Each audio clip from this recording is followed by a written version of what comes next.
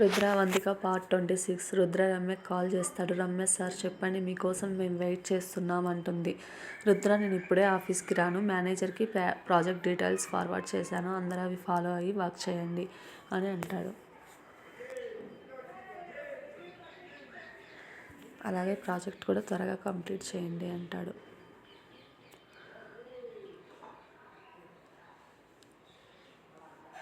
రమ్య సరే సార్ అని మేము ఆల్రెడీ ఆ పని మీద వర్క్ చేస్తూ ఉన్నాం అంటుంది.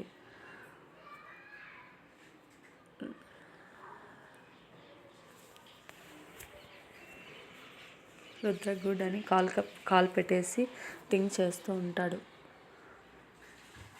రంగయ్య అవంతిక గురించి ఆలోచిస్తూ భయపడుతూ ఉంటాడు. ఫరీద్ సార్ వాళ్ళ గురించి వెతికాను, వాళ్ళు దొరకలేదు అంటాడు.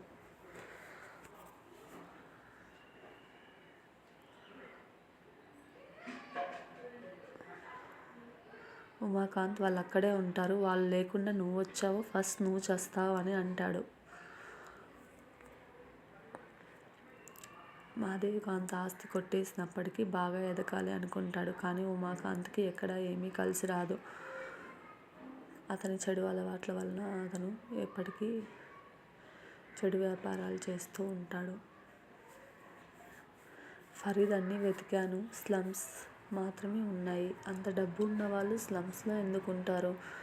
ఇంత పెద్ద సిటీలో చూద్దాముండు అని ఆలోచిస్తూ ఉంటారు.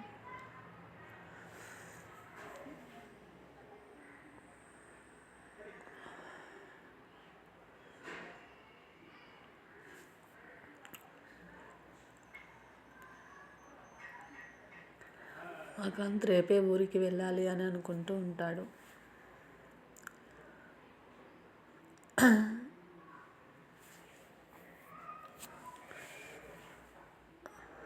అవంతిక లేదు, ఏదో ఒకటి చేయాలి అమ్మా, ఏదైనా దారి చూపించు అని అనుకుంటూ ఉంటుంది. 2 రోజుల తర్వాత రుద్ర కోలుకొని కారులో అవంతిక ఇంటికి వెళ్తాడు. వెళ్ళి డోర్ కొడతాడు.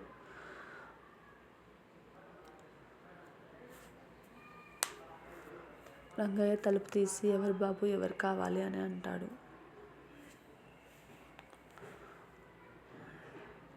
రుద్ర నేను అవంతిక ప్రేమించుకున్నాం. మా అమ్మ ఏదో అంది అని చెప్పి తను మా ఇంటికి రావడం లేదు, ఆఫీస్కి కూడా రావడం లేదు. తనతో ఒకసారి మాట్లాడాలి అని అంటాడు.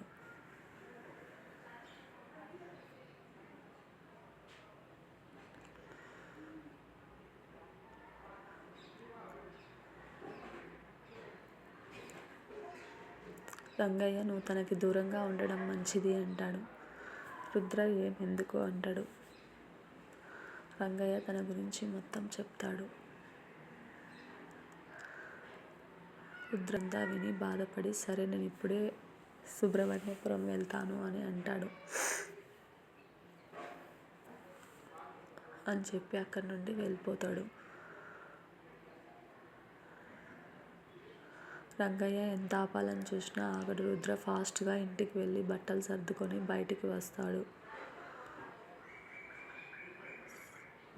సావిత్రమ్మ ఎక్కడికి రుద్ర అంటుంది. రుద్ర అవంతిక దగ్గరికి అంటాడు. సావిత్రమ్మ ఇప్పుడు కాదు, వెళ్ళాల్సిన టైం వచ్చినప్పుడు వెళ్దువు అని అంటుంది. ఆనంద్ వర్మ అవును, అవంతికకి ఇప్పుడు నీ అవసరం లేదు అని అంటాడు.